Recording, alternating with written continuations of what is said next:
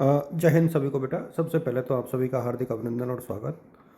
और मैं आपको बता दूं कि इस वीडियो में मैं आप लोग के साथ डिस्कस करूंगा सुकरात का जो है फिलॉसफी में क्या योगदान रहा है। एग्ज़ाम के हिसाब से बहुत महत्वपूर्ण है ये। देखो 470 से 399 ईसा पूर्व जो पश्चिमी दर्शन है, वेस्टर्न फिलॉसफी है, उसमें सबसे इम्पोर्टेंट फिलॉसफर माना जाता है इनको। एथेंस यानी यूनान में इनका जन्म हुआ था और एक साधारण परिवार में इनका जन्म हुआ। देखिए सुकरात का कहना था कि मैं कुछ नहीं जानता, मतलब इनकी यह विनम्रता इनकी दार्शनिक पद्धति का आधार थी और ये हमेशा ज्ञान की खोज में रहते थे और अपनी अज्ञानता को स्वीकार करना ही वास्तविक ज्ञान की सीढ़ी है। इस बात को ये मानते थे।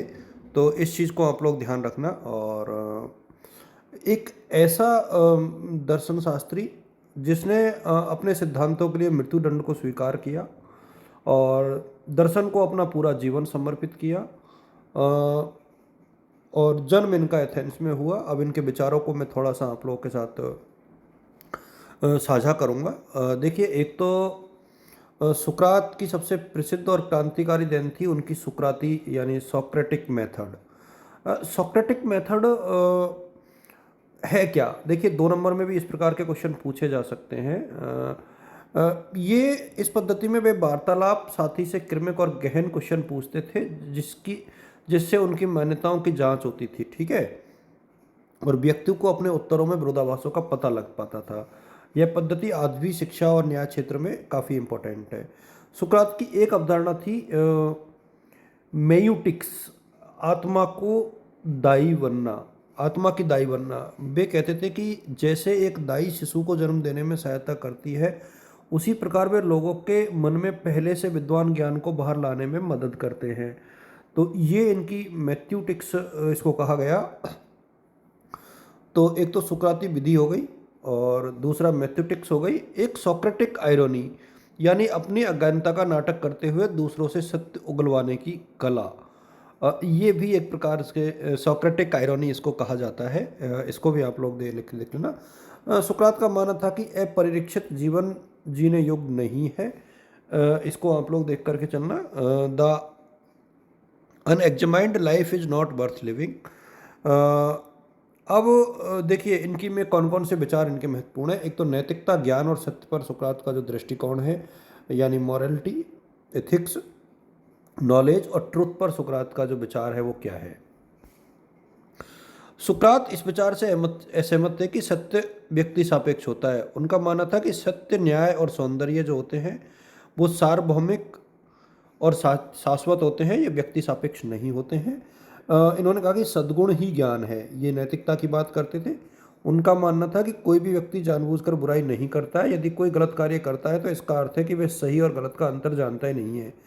मतलब अज्ञानता ही पाप का मूल कारण है, इस बात को ये मानते थे। और वे शिक्षा और आत्मज्ञान को नैतिक जीवन का आधार मानते थे। इस चीज़ का आप लोग ध्यान रखना कि सुकरात जो है सद्गुण ही ज्ञान है ये मान करके चलते थे। और उनका ये मानना था कि कोई व्यक्ति जो है जानबूझकर गलत कार्य नहीं करता, वो इसलिए करता है क्योंकि उसको पता ही नहीं होता कि सही और गलत क्या है। तो ये इनका ज्ञान का मतलब है। इसको भी पूछा जा सकता है एग्जाम में। आत्मज्ञान सर्वोच्च है। नो थाई सेल्फ यानी स्वयं को जानना ही ज्ञान का प्रारंभ है। ये सुकरात का मूल मंत्र रहा है। और न्याय आत्मा का स्वास्थ्य है। एक चीज़ ये इंपॉर्टेंट है। और मृत्यु से नहीं डरना, ध्यान रहे, उन्होंने मृत्यु से कभी नहीं डरे सुकरात। और सुकरात का जो नैतिक दर्शन है वो सैद्धांतिक नहीं था, वे इसे जीते थे। और एथेंस की जनता ने उन्हें देवताओं का अपमान करने और युवाओं को भ्रष्ट करने के आरोप में मृत्युदंड दिया था। तब भी इन्होंने भागने से इनकार कर दिया और इनके मित्र क्रिप्टो ने भागने का अवसर भी दिया था, परंतु सुकरात ने कहा कि न्यायपूर्ण कानून को तोड़ना भी अन्याय है। और इसलिए जो है इन्होंने हेमलाक का विश्वम पिया, मतलब इन्होंने अपनी एक प्रकार से हत्या को या मृत्युदंड को स्वीकार किया। सुकरात की विरासत और आधुनिक दर्शन पर प्रभाव। देखो, सुकरात की मृत्यु के 2500 वर्ष बाद उनके दर्शन का प्रभाव जीवंत है। और प्लेटो और अरस्तु ने विज्ञान, तर्क और राजनीति में सुकरात के विचारों को अपनाया, आगे बढ़ाया। ये आप लोग थोड़ा सा देख लेना। टाइम फ्रेम ऑलरेडी मैंने बता दिया था। सुकराती पद्धति ये मैंने आपको बता दिया। शिक्षा पर क्या प्रभाव था, तो शिक्षा पर सुकरात का बहुत प्रभाव आज भी है। ये आप लोग देखना, राजनीति और नैतिकता पर प्रभाव। यहाँ पर आप देखोगे कि सविनय अवज्ञा आंदोलन का दार्शनिक आधार, नागरिक अधिकारों के आंदोलन की प्रेरणा, मानवाधिकार और न्याय की अवधारणा, लोकतांत्रिक संवाद, प्लेटो और अरस्तू के विचारों का पूरा आधार बेस, नैतिक दर्शन की जो नींव है, कांट और गेल और रॉल्स, इनकी सबकी विचारधारा पर जो है सुकरात का प्रभाव बिल्कुल क्लियर कट नज़र आता है।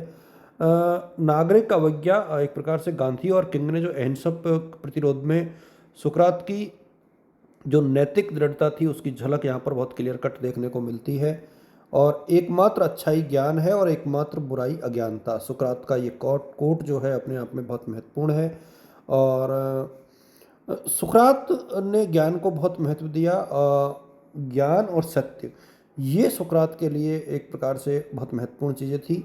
और इसको आप लोग देखिएगा, सुकरात का जो जीवन और दर्शन है वो हमें यह सिखाता है कि सत्य की खोज, आत्म परीक्षण और नैतिक साहस, ये तीन तत्व किसी भी युग में और किसी भी समाज में हमेशा प्रासंगिक बने रहेंगे।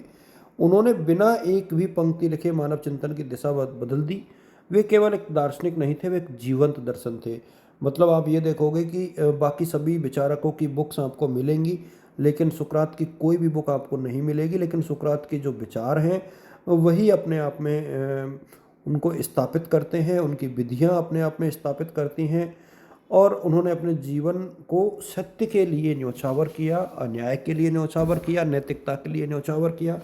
तो सुकरात को आप लोग इसी तरीके से देखिएगा। और उनके जो दो शिष्य हैं उनका भी अपने आप में एक महत्व है, इस चीज़ का भी आप लोग जो है ध्यान रखना। मेरी तरफ से आप सभी को शुभकामनाएं रहेंगी। Wishing you all the best और good luck. Thank you so much.